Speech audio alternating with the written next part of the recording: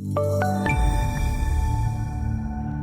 is Joe Vaclavik from CME Group here in Chicago. Soybean market was mixed here on Tuesday, kind of an indecisive trade. In general, the market has trended sharply higher since bottoming in January.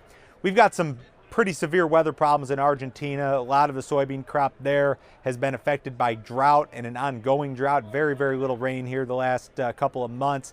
This is one of the driest growing seasons since I believe the early 80s, if not the late 70s. So very, very dry in Argentina, and there will be pretty severe production losses there. That is the opinion of most traders.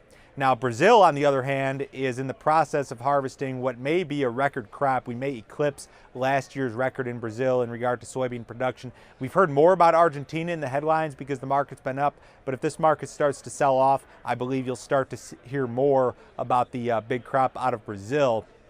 Now, demand for beans, for U.S. beans in particular, is kind of a question mark here. We know that crush demand is going to be very good because crush margins have just exploded here recently. We should crush beans in the U.S. at full capacity from now through the end of the marketing year. The question mark here is exports. Exports make up half the demand base, and they've been trailing the pace needed to hit USDA projections by a fairly wide margin.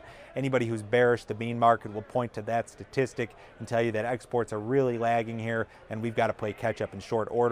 Remember, we've got a USDA report on Thursday morning. Traders will watch closely for the South American production estimates and also any changes to the U.S. demand estimates. Again, Joe Vaclavik from CME Group here in Chicago.